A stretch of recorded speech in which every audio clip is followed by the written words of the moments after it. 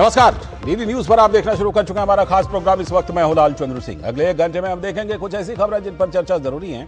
ये चर्चा हम करेंगे अपने संवाददाताओं और खास मेहमानों के साथ। और आज सबसे पहले खास चर्चा खास मेहमानों के साथ करेंगे कि बिहार में महागठबंधन में पिक्चर अभी बाकी है, क्योंकि आज दूसरे चरण की नामांकन प्रक्रिया का आखिरी दिन है और अभी तक भी तस्वीर साफ नहीं है, पिक्चर साफ नहीं है। मुख्यमंत्री पद की बात जो है, उसके जो चेहरा है मुख्यमंत्री का, उसको अभी फिलहाल अलग छोड़ दीजिए, अभी तो सीटों पर ही क्लियर नहीं है। तो इस पर खास चर्चा करेंगे। और इसके बाद एक खबर जो कि बड़ी खबर है, वो कर्नाटक से है कि मुख्यमंत्री सिद्धारमैया के उत्तराधिकारी का नाम आ गया है क्या, और क्या वो डीके शिव कुमार नहीं बल्कि कोई और है, इस पर बात करेंगे। और इसके बाद खबर पश्चिम बंगाल से होगी कि एसआईआर की प्रक्रिया वैसे तो पूरे देश में चल रही है, लेकिन पश्चिम बंगाल में ममता बनर्जी और उनकी टीएमसी जबरदस्त बौखलाई हुई है। किस बात का डर है, क्यों इतना ज्यादा बौखलाई हुई है टीएमसी, और हर हद, विरोध के हर हद को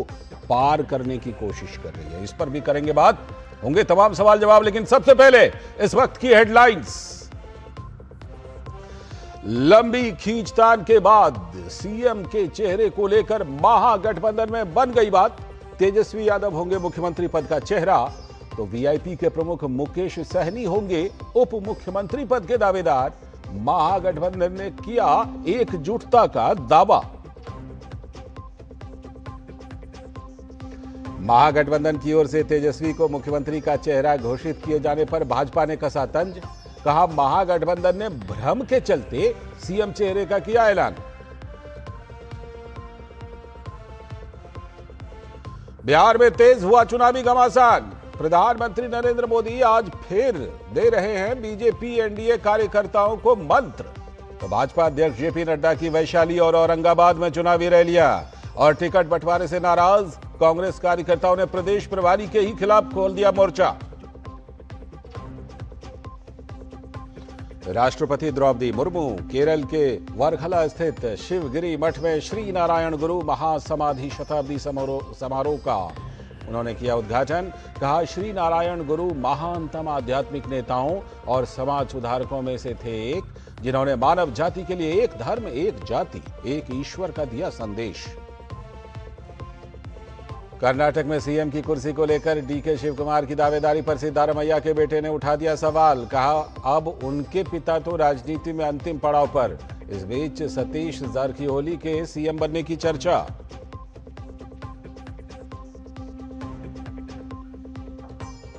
और पश्चिम बंगाल में टीएमसी ने दी एसआईआर के खिलाफ अभियान चलाने की फिर से धमकी। सीएम ममता ने कार्यकर्ताओं को दी हिदायत। कहा, एक भी वोट कटनी नहीं चाहिए।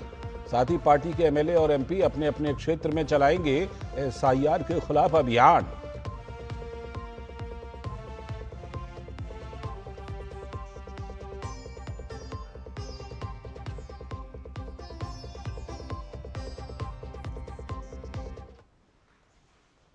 तो ये थी इस वक्त की हेडलाइंस, और अब तमाम एजेंडों पर हम बात करेंगे। और इस समय जो सबसे बड़ा एजेंडा है वो तो बिहार के चुनाव का है कि वहां पर किस तरह से महागठबंधन में कुछ कंफ्यूजन बरकरार है, कुछ को दूर करने की कोशिश हो रही है। लेकिन सबसे बड़ी बात कि आज दूसरे चरण के नामांकन प्रक्रिया का आखिरी दिन है, सीट भी फाइनल नहीं हुए हैं, क्योंकि महागठबंधन में पिक्चर अभी बाकी है। टीम तेजस्वी में फ्रेंडली फाइट के बावजूद महागठबंधन में फिलहाल सर्वसम्मति से तेजस्वी यादव को मुख्यमंत्री का चेहरा तो घोषित कर दिया गया।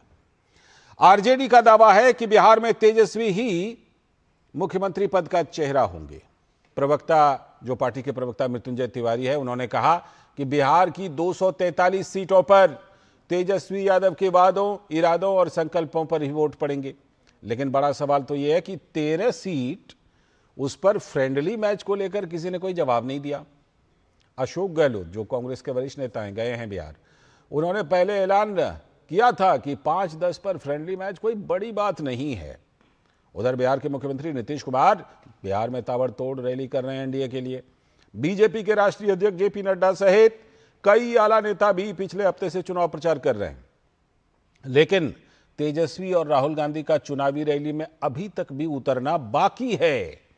हालांकि तेजस्वी नीतीश कुमार के स्वास्थ्य का जिक्र कर रहे हैं, लेकिन नीतीश अपने फिटनेस का जवाब जनता के बीच जाकर दे रहे हैं। महीनों से तेजस्वी के नाम पर सहमति बनाने में कांग्रेस पार्टी ही अड़चन डाल रही थी, लेकिन अचानक चुनाव के करीब आते ही पार्टी के वरिष्ठ नेता अशोक गहलोत तेजस्वी को ही गठबंधन का चेहरा बताने लगे, ऐलान भी कर दिया। यह महागठबंधन की मजबूरी है या फिर रणनीति, यह बताना अभी तो मुश्किल है, लेकिन महागठबंधन में लगे पोस्टर में सिर्फ तेजस्वी का चेहरा। इससे आरजेडी ने एक खास रणनीति के तहत यह लगाया था। आप ये देख भी रहे हैं अपने टेलीविजन स्क्रीन पर इस समय।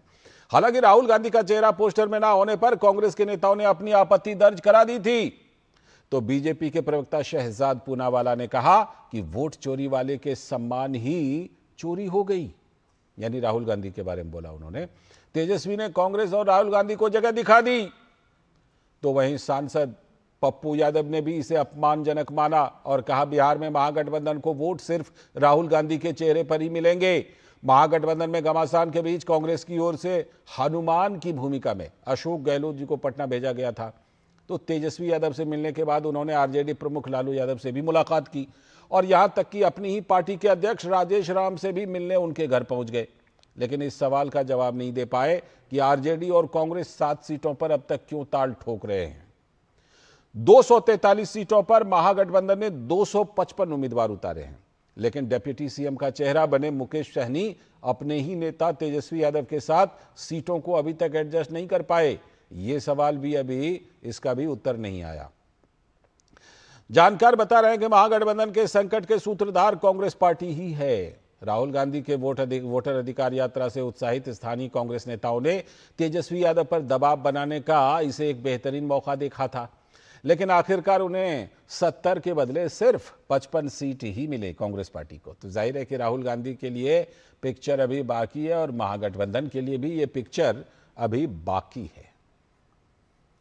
लेकिन इन सब के बीच जो बिहार पहुंचे कांग्रेस के नेता और राजस्थान के पूर्व मुख्यमंत्री वरिष्ठ नेता हैं अशोक गहलोत ने सीएम और डिप्टी सीएम के नाम पर आखिरकार अंतिम मोहर लगा दी, ऐलान कर दिया। ये कह सकता हूं खड़गे साहब, राहुल गांधी जी और तमाम जो साथी बैठे हमारे, इन सब की राय लेकर के हम लोगों ने तय किया है इस चुनाव में अगले मुख्यमंत्री चेहरे के रूप में तेजस्वी यादव जी को हम लोग सपोर्ट करते हैं। मुकेश सहनी जी, जिनको आप सब जानते हैं, मुकेश सहनी जी गरीबों के मसीहा के रूप में, अपनी कौम के मसीहा के रूप में उभर के आए हैं। ऐसे नौजवान को हमने तय किया है वो उप मुख्यमंत्री होंगे साथ में। तो वहीं आरजेडी के नेता और बिहार के पूर्व उप मुख्यमंत्री तेजस्वी यादव ने सत्ता में आने पर भ्रष्टाचार से कोई समझौता नहीं करने की बात कही।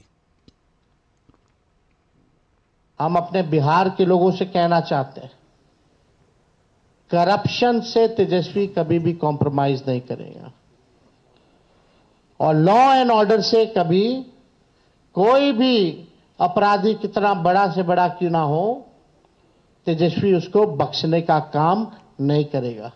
तेजस्वी की परछाई भी अगर गलत काम करेगी तो उसको भी तेजस्वी सजा दिलाने का काम करेगा। यह मेरा संकल्प है। तो इस पर भाजपा के वरिष्ठ नेता और पूर्व केंद्रीय मंत्री रविशंकर प्रसाद ने पलटवार किया और कहा कि तेजस्वी यादव तो खुद ही भ्रष्टाचार के आरोपी हैं। 3.5 एकड़ जमीन लगभग 95 करोड़ की और एक डिलाइट कंपनी है प्रेमचंद गुप्ता की पत्नी के नाम से, उसको बहुत सस्ते में उसको दिया गया और बाद में उसको परिवार को ट्रांसफर किया गया। कोर्ट ने सारे मामलों को देखा और कहा कि ये गंभीर मामला है भ्रष्टाचार का और 420 का, क्योंकि पुराना ट्रांजैक्शन है इसलिए नया नहीं लगता है। तो श्रीमान तेजस्वी यादव आप 420 आईपीसी के आरोपी हैं, सजा है 7 साल। तो आपका यह दावा कि मैं भ्रष्टाचार टॉलरेट नहीं करूंगा, तो इसका जवाब देना जरूरी है। और बहरहाल महागठबंधन के बीच जो खींचतान है उसके दलों के बीच, उस पर निर्दलीय नेता पप्पू यादव ने कहा कि राहुल गांधी के नाम पर ही बिहार में वोट पड़ेंगे। राहुल गांधी के तस्वीर पर ही वोट पड़ने हैं, किसी और तस्वीर पर वोट नहीं पड़ने हैं। राहुल गांधी जी का सिंगल चेहरा होना चाहिए और अब गठबंधन में सबका होना चाहिए। गठबंधन में तीनों जो गठबंधन है उनका होना चाहिए। पप्पू यादव दावा कर रहे हैं कि राहुल गांधी के नाम पर वोट पड़ेंगे, लेकिन पोस्टर से राहुल गांधी को ही गायब कर दिया तेजस्वी यादव ने। बहरहाल जो बिहार में चल रहा है उसको लेकर के तेजस्वी यादव को अब जो मुख्यमंत्री पद के लिए नामित कर दिया है कि ये हमारे उम्मीदवार होंगे, उसके पीछे क्या है और अभी तक क्यों नहीं किया था, और फिर क्या सीटों को लेकर भी कोई बात बनेगी महागठबंधन में। इन्हीं सब परिदृश्य पर चर्चा करने के लिए हमारे साथ जुड़ रहे हैं मनीष पांडे जी, भारतीय जनता पार्टी के प्रवक्ता। बहुत बहुत स्वागत मनीष जी। साथ में संदीप त्रिपाठी जी हमारे साथ, कांग्रेस के नेता। स्वागत संदीप जी, बहुत बहुत। अभी संदीप त्रिपाठी जी हमारे साथ जुड़ेंगे, फिलहाल अभी जुड़े नहीं लेकिन जुड़ेंगे। और इस बीच में कुमार आलोक हमारे संवाददाता देखिए जुड़ चुके हैं, और हमारे सलाहकार संपादक विनोद मिश्र जी भी यहीं स्टूडियो में हैं। मैं पहले सीधे कुमार आलोक के पास चलता हूं। आलोक, हनुमान की भूमिका में, संकट मोचक की भूमिका में अशोक गहलोत जी वहां गए, ठीक, और अशोक गहलोत जी ने ऐसा लगता है कि कम से कम एक बाधा को लेकर के नाम तो ऐलान करवा दिया, जो हम लोग पहले भी आलोक चर्चा करते रहे हैं। क्या कांग्रेस ने इस नाम के ऐलान को इसलिए रोक करके रखा था कि पहले जरा सीटों पर डील तो कर लें, सीटों पर ठीक ठाक डील तो मिल जाए, उसके बाद नाम को हरी झंडी देंगे? क्या यह समझा जाए?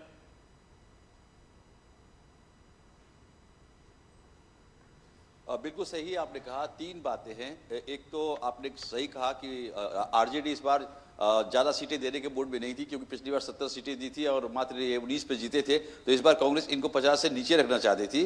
तो वोटर अधिकार यात्रा को लेकर राहुल गांधी ने जिस तरीके से माहौल बनाया और कांग्रेसियों ने माहौल बनाया, जिससे आरजेडी पर प्रेशर पड़ा।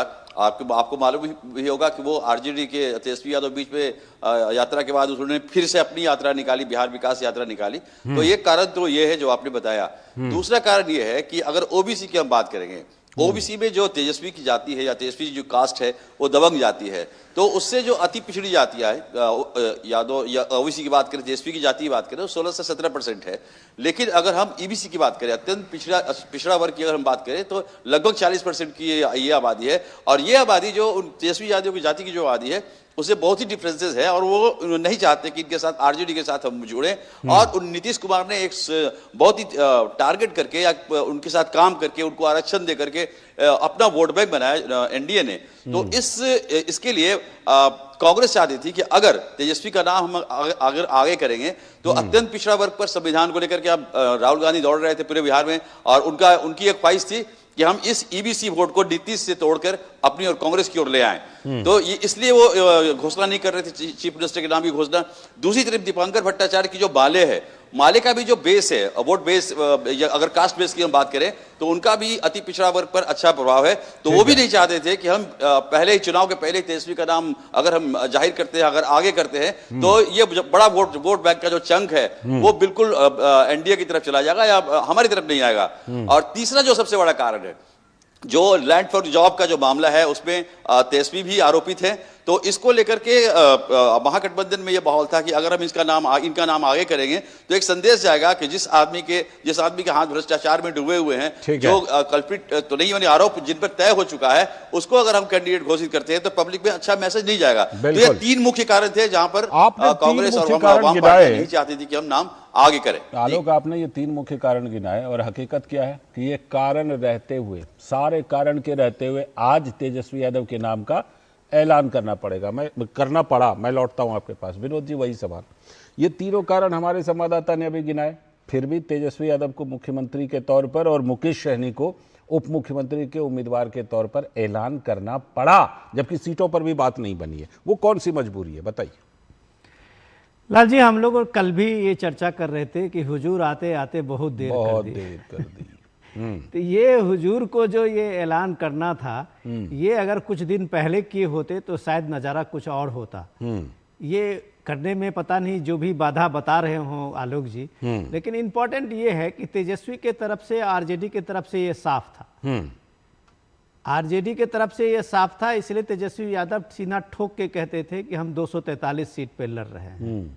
उसने कभी नहीं कहा कि ये महागठबंधन या राहुल गांधी का जो सहयोग है उससे हम लड़ रहे हैं। तेजस्वी 243 सीट पे लड़ रहा है। आज भी उनके प्रवक्ता यही बात कर रहे हैं कि तेजस्वी यादव का संकल्प, तेजस्वी यादव के वादे, यही 243 सीट पे वोट जनता के साथ में वोट का एक सबसे बड़ा क्लेम है।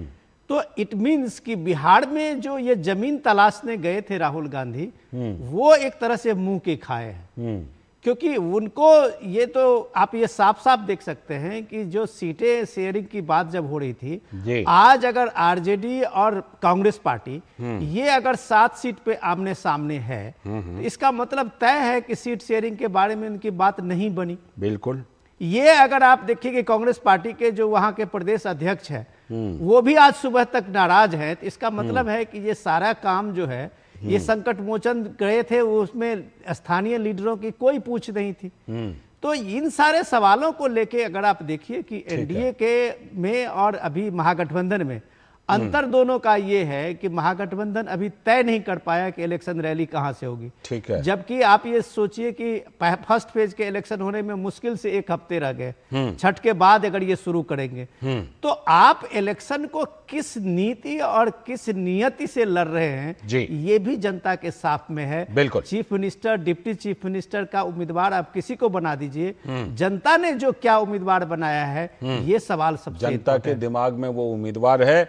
लेकिन संदीप त्रिपाठी जी, ये बताइए कि अभी जो हमारे संवाददाता कह रहे थे कि विचार तो ये था भाई कि जो चुनाव वोटिंग से पहले नाम ना बताया जाए कि हमारे कौन उम्मीदवार होंगे, बताना तो पड़ गया। आखिर क्यों बताए? ठीक ठाक डील मिल गई तो बता दिए क्या, इसीलिए रोक करके रखे थे? नहीं, देखिए आलोक जी, या आपकी सोच हो सकती है, तो हर एक पार्टी की अपनी एक रणनीति होती है, और हमने कभी ये नहीं कहा कि तेजस्वी चेहरा नहीं है।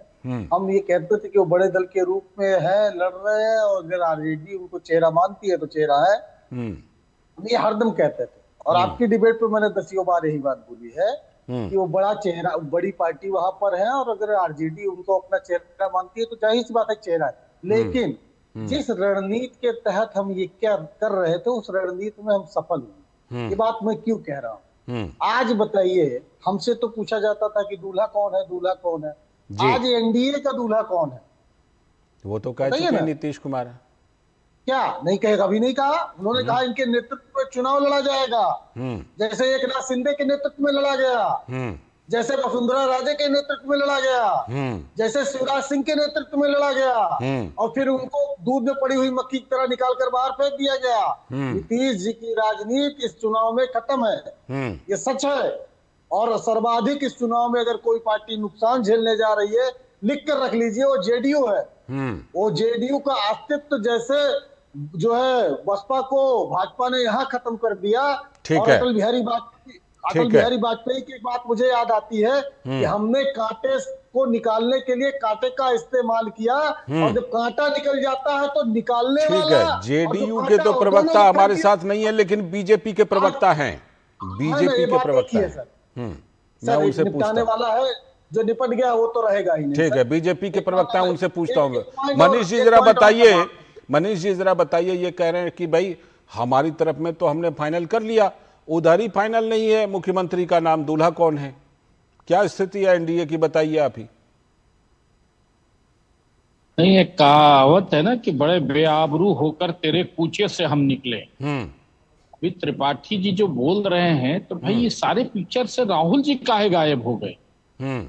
जो नीतीश कुमार की चिंता कर रहे हैं, तो सबसे पहले तो ये बताना चाहिए था कि आखिर में किन हालातों के कारण राहुल गांधी को ये सब निपटाने के लिए बिहार नहीं आना पड़ा, आए और उन्होंने गहलोत साहब को भेज दिया। क्या कांग्रेस की मजबूरी थी? ये आज ही के प्रेस कॉन्फ्रेंस की देखिए तस्वीरें दिखा रहे हैं हम, है ना, और उसमें देखिए सिर्फ तेजस्वी यादव का चेहरा है। और इसलिए मैं कह रहा हूं ना कि आखिर में क्या बातें भीतर चल रही है कि राजेश राम ने जो कहा था कि दलित झुकेगा नहीं, और आज तक वह झुके हुए अपने आप को महसूस कर रहे हैं। आखिर में कौन सी ताकत बिहार में है जो दलित को झुकने पर मजबूर कर रही है? ये विषय तो आएंगे। और तेजस्वी यादव के बयान आपने चलाए कि भ्रष्टाचार से कोई समझौता नहीं करेंगे, तो उस पर तो इससे मैं बड़ा आऊंगा। मजाक इससे बड़ा मजाक बिहार वासियों के लिए क्या हो सकता है, बिहार के लिए क्या हो सकता है कि खुद चार्ज सीटेड व्यक्ति कहता है कि मैं भ्रष्टाचार से समझौता नहीं करूं, और वो भी वह जिसकी पीढ़ी दर पीढ़ी 2 पीढ़ियां, एक पीढ़ी नहीं 2 पीढ़ियां, पिताजी तो सजा याफ्ता हो गए और पुत्र जो है वो खुद जो है सो चार्ज सीटेड हो गए। और कांग्रेस तो भाई त्रिपाठी जी तो बड़े विद्वान प्रवक्ता, इनको तो बताना चाहिए था कि आखिर में यही आपकी मजबूरी थी ना, कि आप नहीं चाहते थे कि बिहार में भ्रष्टाचारी कोई व्यक्ति को हम सीएम फेस बनाए, खुल के बोलिए ना। लेकिन ऐसी कौन सी मजबूरी आपकी फंस गई कि राहुल गांधी ने कहा कि नहीं नहीं नहीं नहीं नहीं, नहीं। हालांकि खुद राहुल गांधी भी भ्रष्टाचार के मामले में जमानत पर हैं, लेकिन बिहार में जो चेहरा था कि उन्होंने यह ऐलान राहुल गांधी नहीं करके उन्होंने अशोक गहलोत को भेज दिया कि नहीं आप जाके घोषणा कीजिए। ठीक है। तो ये जिसको जीत मान रहे हैं और एनडीए से तुलना कर रहे हैं, मुझे लगता है बिहार के लोग समझ रहे हैं। संदीप जी एक लाइन का जवाब दीजिए। संदीप जी काउंटर। अब देखिए सर, राहुल जी से पूछ रहे हैं कि राहुल जी कहाँ है, मोदी जी कहाँ है? भाई जब से आचार संहिता लगी मोदी जी आए क्या बिहार? वो कह रहे हैं तेजस्वी यादव को क्या भ्रष्टाचार की वजह से हिचकिचा रहे थे क्या? सर भ्रष्टाचार के आरोप की वजह से नीतीश जी को मानसिक विकलांग कहा था, इसलिए क्या उनको जो है मुख्यमंत्री के दावेदार नहीं घोषित किया जा रहा है क्या?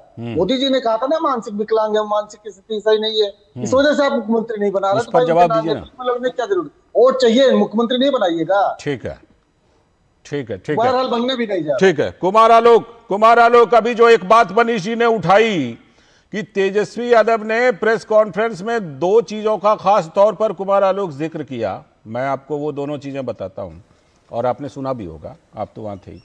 एक तो उन्होंने कहा कि भ्रष्टाचार पर मैं बिल्कुल कॉम्प्रोमाइज नहीं करूंगा, और दूसरा लॉ एंड ऑर्डर पर एकदम बिल्कुल किसी को नहीं छोड़ूंगा।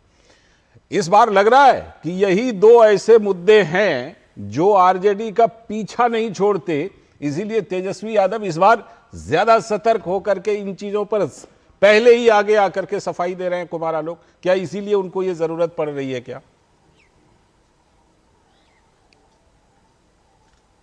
बिल्कुल सही कह रहे हैं आप। ये जो 2 ऐसे मुद्दे हैं जो 1990 में जब लालू प्रसाद यादव की सरकार बनी और उसके 2-3 वर्ष तो उनका शासनकाल बहुत अच्छा रहा, और उसके बाद जब उनके साले आए, राबड़ी देवी आई, और जिस तरीके से बिहार में आप कह सकते हैं जिन शब्दों का आप प्रयोग कर सकते हैं मैं नहीं करूंगा, जो शब्दावली प्रचलित हुई, तो इन 2 चीजों से भ्रष्टाचार और पशुपालन घोटाले में लालू प्रसाद यादव को जेल हुई, सजायाफ्ता हुए, तो ये 2 चीजें, ये 2 विषय आरजेडी को बहुत दिनों से पीछा कर रहे हैं। और शायद आप ध्यान देंगे आपकी पिछला जो चुनाव हुआ था 2020 में, अभी जब आप चर्चा कर रहे हैं, पोस्टर की बात कर रहे हैं, कि जो बैकग्राउंड में जो पोस्टर था आज की प्रेस कॉन्फ्रेंस में, उसमें तेजस्वी यादव का था, बाकी सब नजारत थे। तो ये चीज अगर आप 2020 के कैंपेन को देखें, इलेक्शन कैंपेन को देखें, तो लालू यादव का जो जंगल राज या जो भ्रष्टाचार की बातें होती थी, तो तेजस्वी इससे निकलना चाहते थे कि इस मुद्दे को कैसे मैं करूं कि ये इस मुद्दे से मैं निकल जाऊं। और आपने देखा होगा जितने भी पोस्टर्स थे आरजेडी के उस समय, उसमें लालू प्रसाद यादव का चेहरा गायब था जी। तो मैं कह रहा हूं तेजस्वी कवायद कर रहे हैं कि इससे हम कैसे निकले, लेकिन जैसे निकलने की कोशिश करते हैं फिर कोई दूसरा मुद्दा उनके सर बिल्कुल आ जाता है। और जाहिर सी बात है कि वो पीछा नहीं छोड़ता विनोद जी, जिस तरह से एक तो ये बात, और मैं थोड़ा सा आपसे इसको और थोड़ा पीछे ले जाता हूं, राहुल गांधी का ट्रांसफॉर्मेशन, उस पर आपसे चर्चा करूंगा। लालू प्रसाद यादव जी को चारा घोटाले में सजा हुई यूपीए की सरकार के दौरान, ठीक, और उनके जैसे लोगों को बचाने के लिए स्वर्गीय डॉक्टर मनमोहन सिंह जी की सरकार एक अध्यादेश लेकर आई थी, उसको यहीं प्रेस क्लब में फाड़ा गया था राहुल गांधी जी के द्वारा। और आज राहुल गांधी जी आरजेडी, लालू प्रसाद यादव जी या फिर तेजस्वी यादव को तो आज मुख्यमंत्री पद का चेहरा भी घोषित कर दिया। ये सवाल भी उठेंगे बिहार चुनाव के दौरान। लाल जी, इसे सियासत में परसेप्शन कहते हैं कि परसेप्शन की सियासत में जहां जो चीज़ें फिट करती है लोग उसकी कोशिश करते हैं। राहुल गांधी के साथ में सबसे बड़ी चैलेंज जो है वो चैलेंज ये आप चाहे यूपी और बिहार में देखिए कि वो जो अलायंस के साथ में है उसमें उनकी एक छटपटाहट अपनी जमीन को लेके है जी, कि कांग्रेस की अपनी एक जमीन बने जिससे चाहे वो सपा हो चाहे आरजेडी हो, जिसने कांग्रेस की जमीनें हथियाई है, जो सियासी जमीन आप कहते हैं। तो इस स्केल में भले ही राहुल गांधी गलत ट्रैक पे चले गए, सीधे इलेक्शन कमीशन वोट चोर क्या क्या करते करते अपना पूरा 15-16 दिन का उन्होंने मजमा लगाया। लेकिन सवाल है कि राहुल गांधी को आज कम से कम इंट्रोस्पेक्शन कांग्रेस के हर पार्टी के लोगों को करना चाहिए कि इससे उनको मिला क्या। आपने एक संवैधानिक संस्थाओं पर इतने बड़े बड़े आरोप लगा के 15-16 दिन बिहार में लगभग 100 जो कॉन्स्टिट्यूएंसी है उसमें आपने यात्रा की, लोगों को ये बताया, कन्विंस किया कि कांग्रेस अभी है, राहुल गांधी लड़ने के लिए आगे हैं। लेकिन अंततः आपको ये हार माननी पड़ी और आपको तेजस्वी को आगे करना पड़ा। राहुल गांधी की यात्रा में आपको याद है कि हर दिन उसे ये सवाल पूछा जाता था और हर दिन राहुल गांधी कन्नी काट लेते थे। तो आखिर ये मजबूरी तो कही जाएगी ना लोगों को के बीच में कि भाई आपको अपना एक दूत भेजना पड़ा ये कहलवाने के लिए कि हाँ मैं तेजस्वी को नेता मानता हूं। तो ये सवाल तो इनके आपस के गठबंधन का है। इंपॉर्टेंट ये है कि आप मैसेज देने में बिहार में फेल रहे हैं।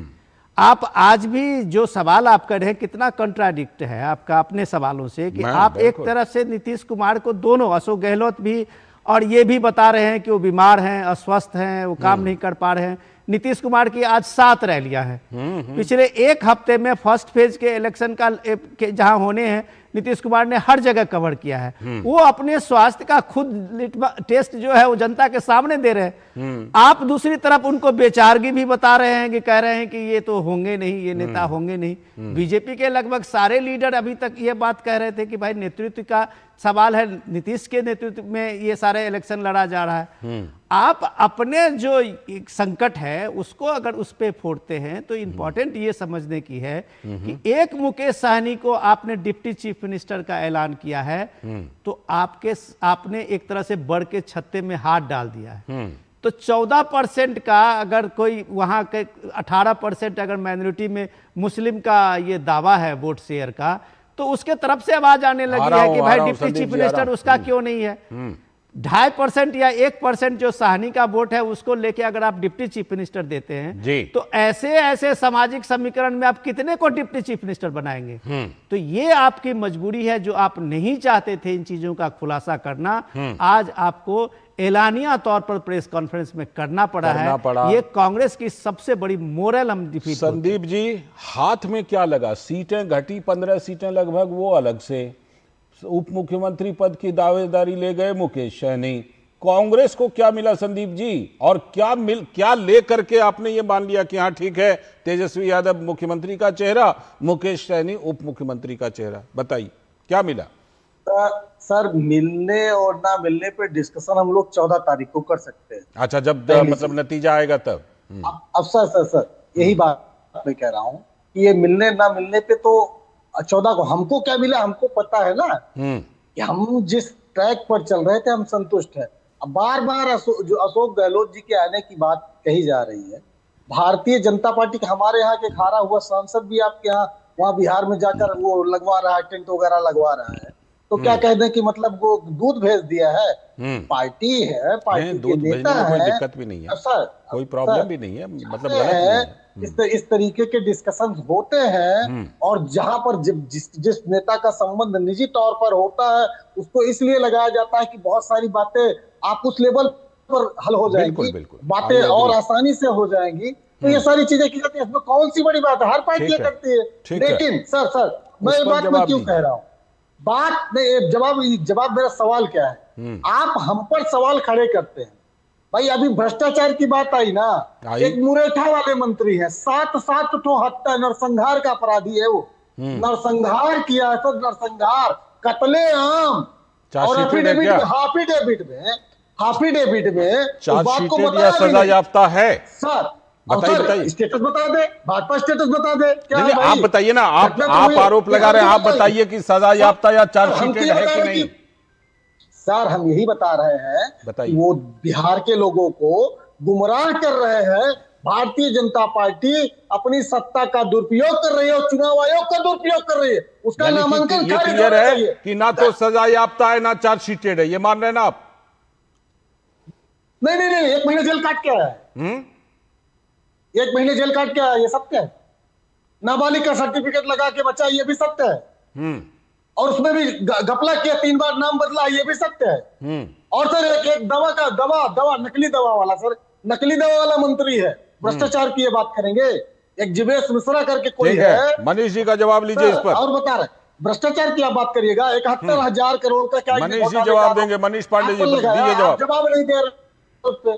सृजन घोटाला का आरोप आपने लगाया, मोदी जी ने लगाया था नीतीश जी पर। ठीक है, उसका तो जवाब दे, जवाब ले लीजिए मनीष जी से। मनीष जी जवाब दीजिए। छोटी छोटी बच्चियों का बलात्कार के लिए जेडीयू की एक नेता की महिला जाइए, मनीष जी का जवाब लीजिए नहीं इस पर। मनीष जी बोलिए। मतलब आप जवाब नहीं दीजिए भाई, ऐसा दे रहे जवाब दे रहे। त्रिपाठी जी, कांग्रेस वालों की देखिए यही प्रॉब्लम है। जब मरीज खुद चल के इनके पास आया था इलाज करवाने के लिए, तब तो इनके डॉक्टर फरार हो गए थे, और अब जब मरीज थोड़ा स्वस्थ हो गया है और इनको आंख दिखा रहा है, तो अब ये जो है सो अपनी पैतरेबाजी कर रहे हैं। देखिए, आप लोग जो त्रिपाठी जी को जो जिस बात के लिए आरोपित कर रहे हैं, मुझे लगता है त्रिपाठी जी बहुत मतलब बेकसूर है।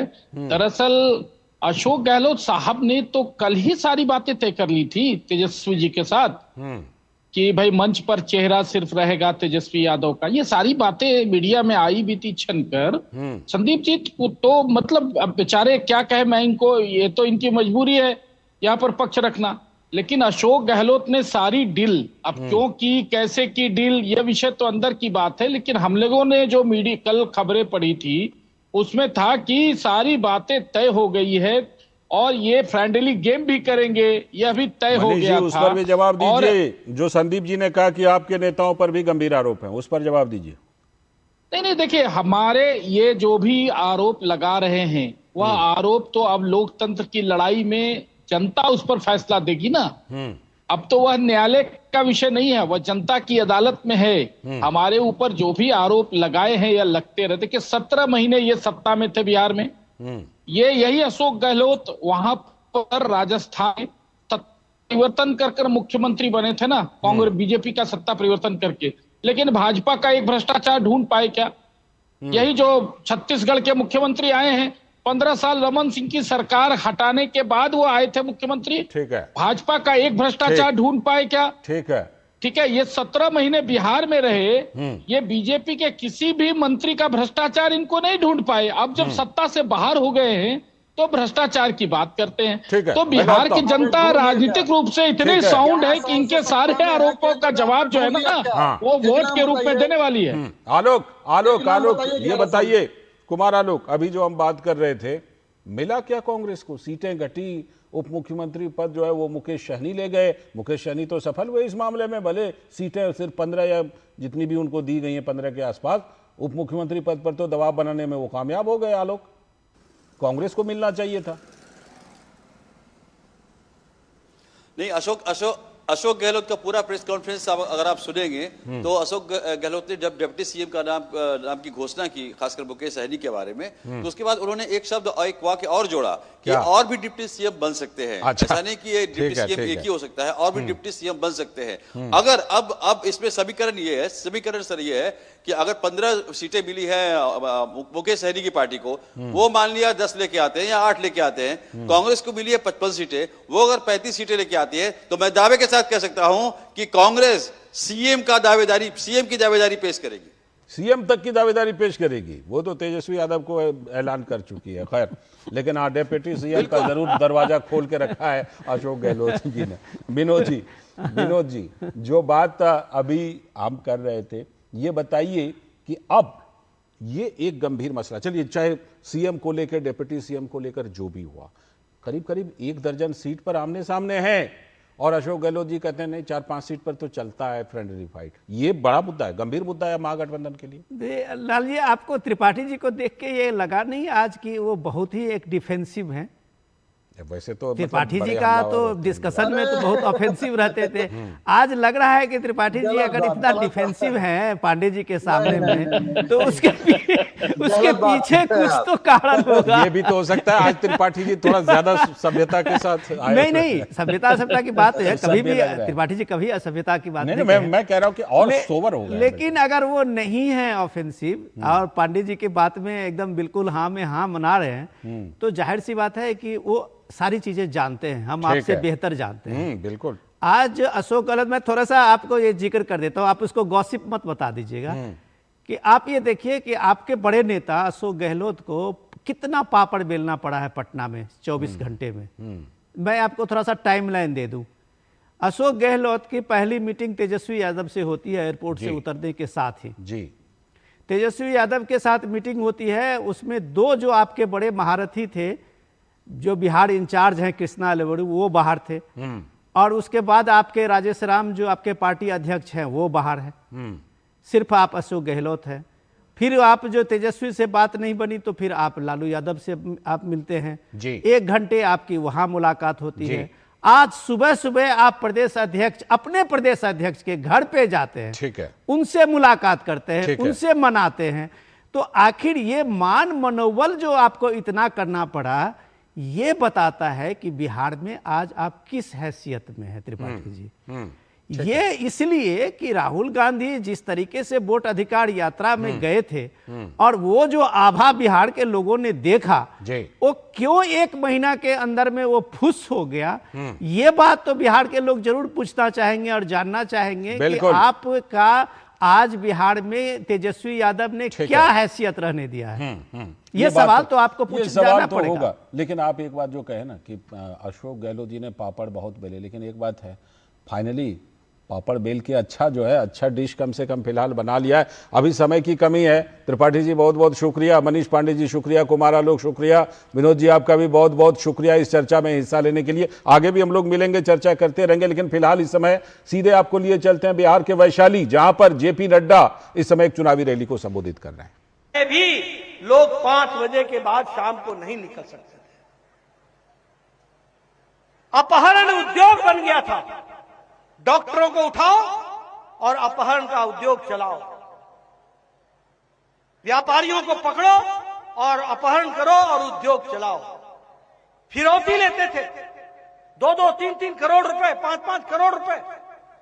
उद्योग का धंधा बन गया था। और सबसे दुख की बात यह है कि यह उद्योग का धंधा कहीं और से नहीं, उस समय के मुख्यमंत्री के निवास स्थान से चल रहा था। मेरा गंभीर आरोप है, फिरौतियों के समझौते होते थे, फिरौतियों के समझौते हुआ करते थे मुख्यमंत्री निवास में। यह स्थिति लाकर के खड़ी की थी। विश्वास आईएएस ऑफिसर की पत्नी के साथ जो दुष्कर्म हुआ, और दुष्कर्म में जो लोग थे वो छूट गए, वो बच गए, ये जंगल राज का नमूना था। एक आईएएस ऑफिसर, दलित आईएएस ऑफिसर, उसको जिंदा मार दिया गया, वो भी हमने दिन देखा है। और ये लालू यादव क्या बोलता था? लालू यादव बोलते थे कि अगर सड़क बन जाएगा तो पुलिस आ जाएगी और तुमको धर पकड़ करेगी। ये आर्गुमेंट होता था। आज ये पलायन की बात कर रहे हैं।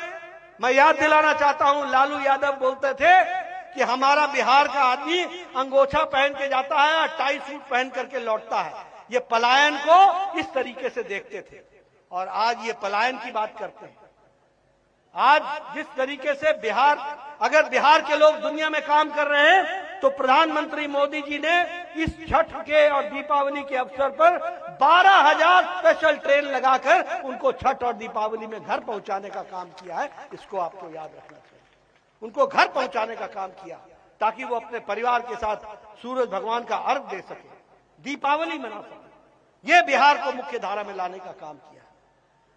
हाईवे, नेशनल हाईवे, एक्सप्रेसवे, हर तरीके से विकास के काम को जहां हम लोगों ने तरजीह दी है, वहीं हम इस तरीके से इस काम को आगे बढ़ा रहे हैं। और कांग्रेस पार्टी के बारे में बोलना चाहता हूं। कांग्रेस पार्टी ने हमेशा बिहार के बारे में गलत शब्द बोले। तेलंगाना का मुख्यमंत्री है रेवंत रेड्डी, कांग्रेस का, वो बोलता है कि बिहार के डीएनए से तेलंगाना का डीएनए, लोगों का डीएनए अच्छा है। आप बताइए, ये सुनने के लिए बैठे हुए हैं क्या? ये कांग्रेस पार्टी के लोग आएंगे तो इनसे पूछोगे कि नहीं पूछोगे? ये चन्नी बोलता है कि बिहार के भैये आकर के हमारे पंजाब में वो गड़बड़ी कर रहे हैं। ये राज ठाकरे बोलता है कि ये जो बलात्कारी है ये बिहारी है। आप बोलिए, ऐसी बात हम सुन सकते हैं क्या? सीधा प्रसारण आप बिहार के वैशाली से देख रहे थे। जेपी नड्डा इस समय चुनावी रैली को संबोधित कर रहे हैं और इस समय जो बात कर रहे थे वो बिहार में जो जंगल राज का इतिहास रहा आरजेडी के जमाने में, और साथ ही बिहारियों के अपमान को लेकर जो कांग्रेस नेताओं ने जो कहा है उसका मुद्दा उठा रहे थे। फिलहाल वक्त है एक ब्रेक का, और ब्रेक के बाद जब लौटेंगे तो बात करेंगे कर्नाटक में क्या सिद्धारमैया के उत्तराधिकारी का नाम तय हो गया है क्या, और कौन है वो, इस पर करेंगे बात ब्रेक के बाद।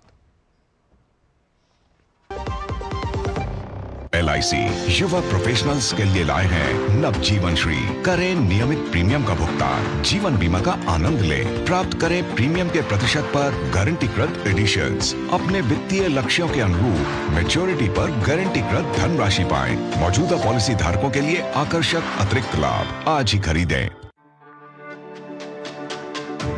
मेरी पसंद, मेरी पसंद, मेरी पसंद, मेरी पसंद, हमारी पसंद, हम सबकी पसंद। मजबूत देश का मजबूत सरिया हो गया स्टील। स्वागत है ब्रेक के बाद। आप देख रहे हैं डीडी न्यूज पर इस वक्त, और जैसा ब्रेक पर जाने से पहले बताया था, अब बात कर्नाटक की करेंगे, जहां पर हम ये देखेंगे कि क्या सिद्धारमैया जी के उत्तराधिकारी का नाम तय हो गया है सीएम पद के लिए। कर्नाटक की सियासत में इस बार हलचल सीएम सिद्धारमैया के बेटा यतींद्र ने बढ़ा दिया। सत्ता संघर्ष में पिछले 2 साल से उलझ रहे मुख्यमंत्री सिद्धारमैया के उत्तराधिकारी का ऐलान उनके बेटे ने ही कर दिया। यतींद्र सिद्धारमैया ने कहा कि मेरे पिता अपने राजनीतिक जीवन के अंतिम दौर में पहुंच चुके हैं, अब कांग्रेस पार्टी को आगे ले जाने के लिए सतीश जरकीहोली को आगे आना चाहिए।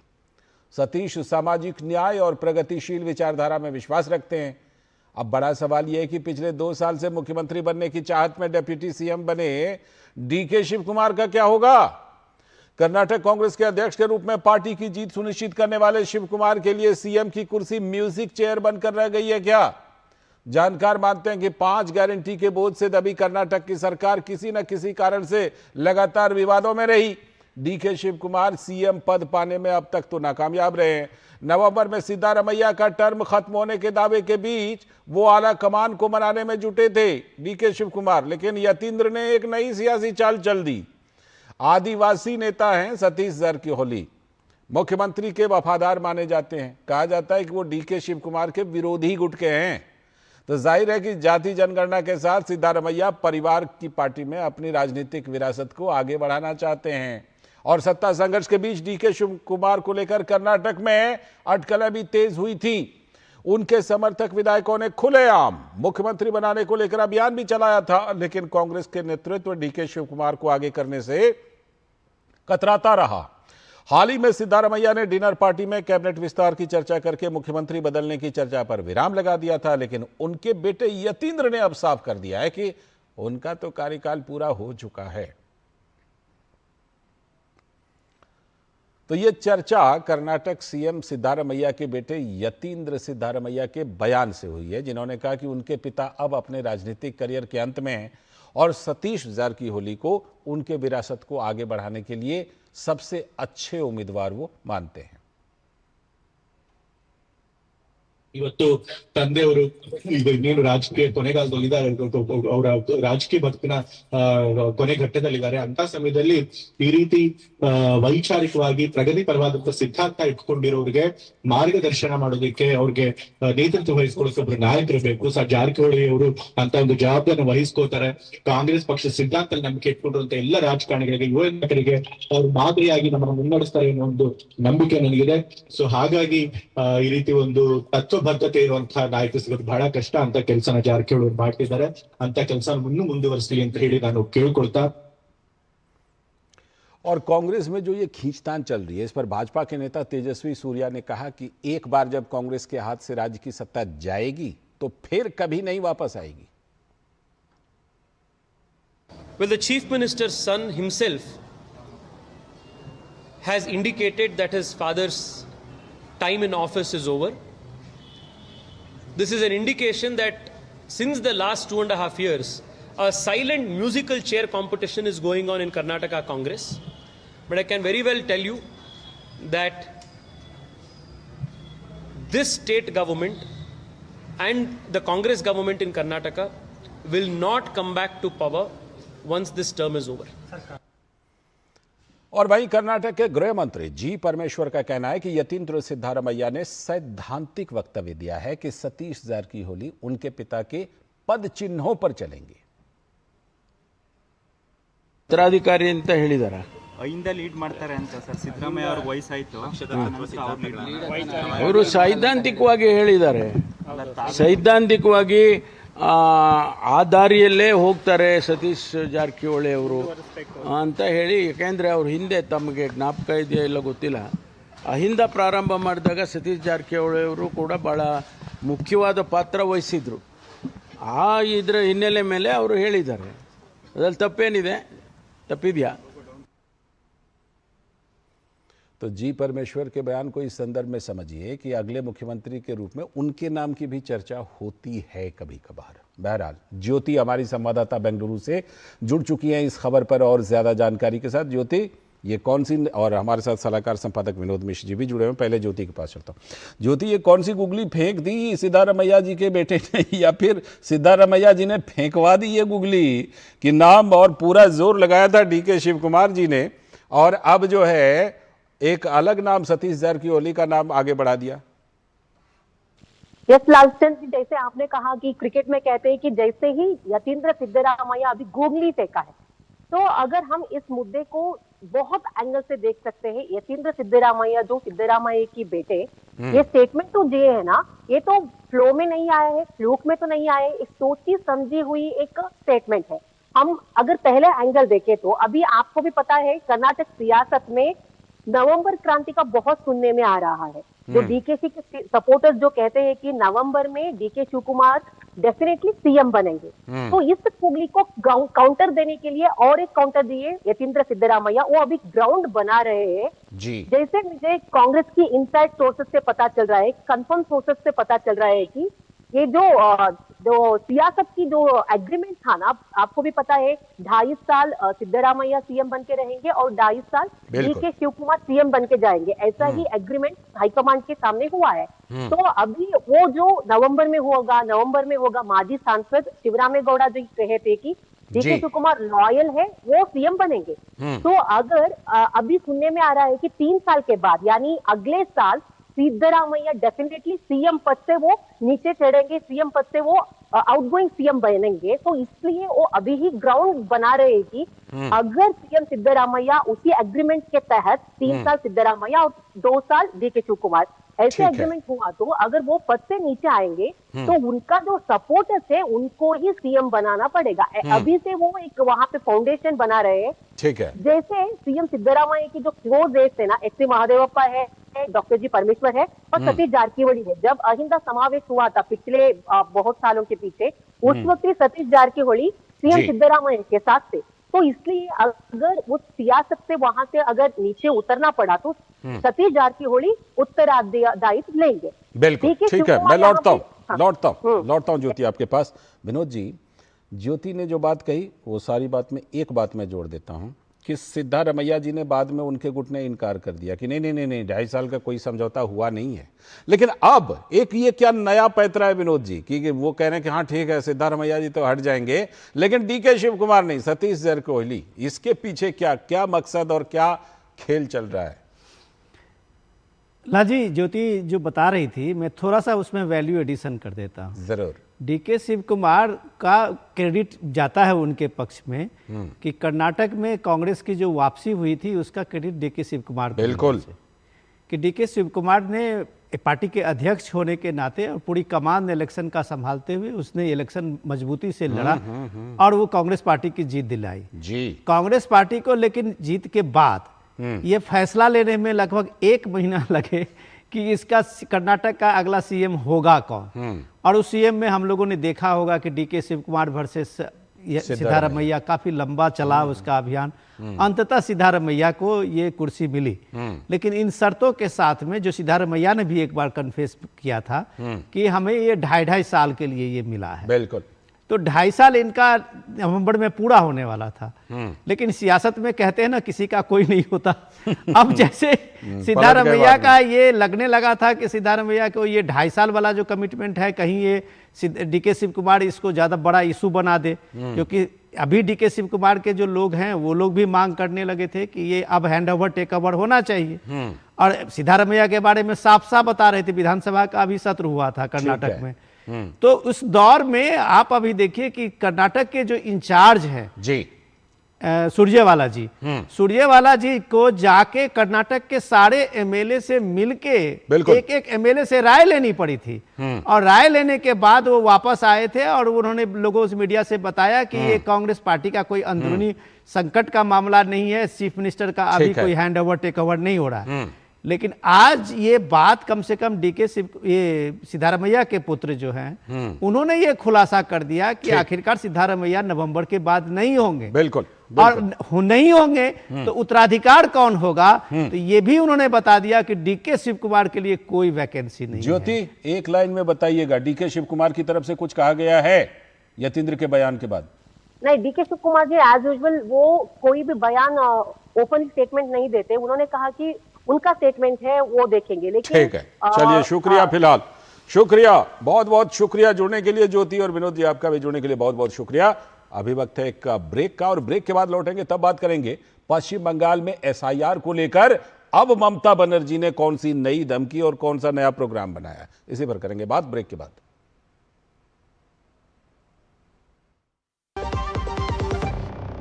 जब धरती चीर कर निकलता है लोहे का पत्थर और मिलता है मोंगिया के जोश से, फिर तपता है, पिघलता है और बनता है फौलाद।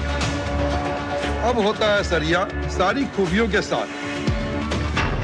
मोंगिया स्टील, मजबूत देश का मजबूत सरिया।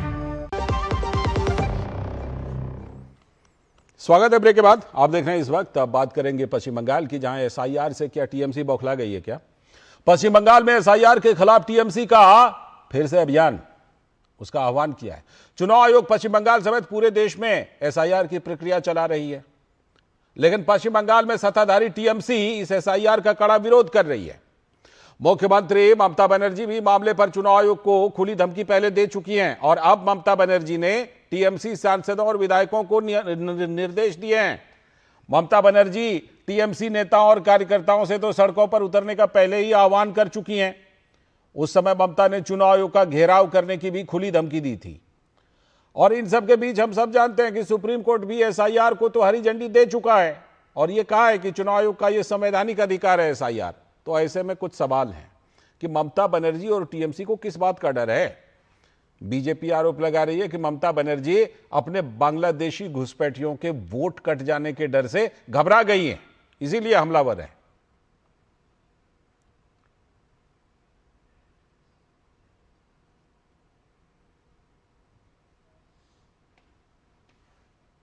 लेकिन टीएमसी के नेता कुणाल घोष ने कहा कि भाजपा तो सिर्फ भ्रम फैलाने का काम करती है।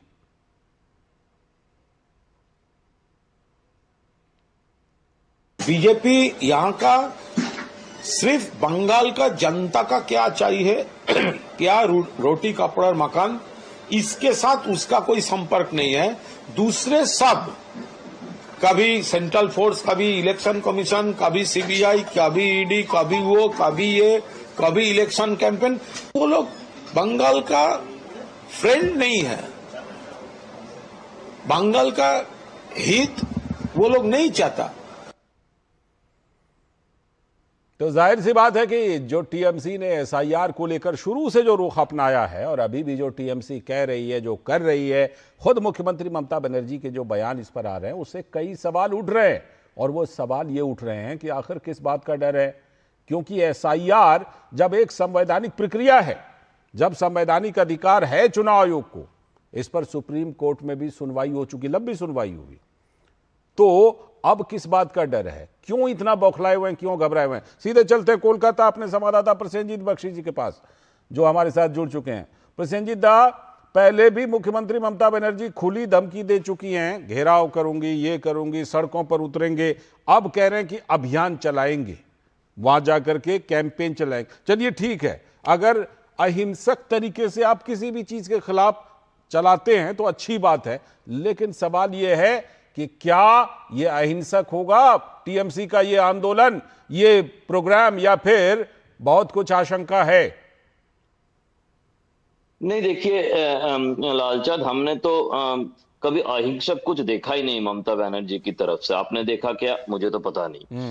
बंगाल के लोग ममता बनर्जी की किसी भी आंदोलन को अहिंसक तरीके से होते हुए कभी देखा नहीं, और इसीलिए इस बार भी नहीं समझ पा रहा है कि किस तरीके से और किस अहिंसक तरीके से उन्होंने SIR और बाकी जो कुछ भी चुनाव आयोग की प्रक्रिया होने जा रहा है इसके खिलाफ अभियान हो चाहे आंदोलन हो वो होने जा रहा है। क्योंकि जब भी बिहार में SIR का शुरुआत है तब से ही ममता बनर्जी की तरफ से हुंकार हम लोगों को सुनने को मिल रहा है। बंगाल या बाकी जगह पे SIR की कोई घोषणा अभी तक नहीं हुआ है, कुछ प्रक्रिया जारी है, ये सच है। आपको पता है कि कल और आज 2 दिन ECI की तरफ से बैठक भी रखा गया था। उसके बाद क्या फैसला लिया जाएगा ये हमें किसी को पता नहीं। किस तरीके से बंगाल में SIR किया जाएगा ये भी हमें पता नहीं। लेकिन प्रसेनजीत एक सवाल उठता है कि देखिए, जब अगर मान लीजिए कोई घुसपैठिया है तो जैसे बिहार में बहुत सारे लोगों के नाम कटे ना, उस तरह पश्चिम बंगाल में भी कट सकते हैं। ऐसे में ममता बनर्जी ये कैसे कह रही हैं कि एक भी नाम, एक भी वोट कटना नहीं चाहिए, ये सुनिश्चित करो, ये कैसे करेगी TMC? नहीं, यही तो समझ में नहीं आ रहा है। उनको ये कहना चाहिए था एक भी भारतीय का नाम कटना नहीं चाहिए, ये होना चाहिए। लेकिन उनका कहना है एक भी नाम कटना नहीं चाहिए। ये किसी को समझ में नहीं आ रहा है। ये उनका जो समर्थक है उनको भी समझ में नहीं आ रहा है।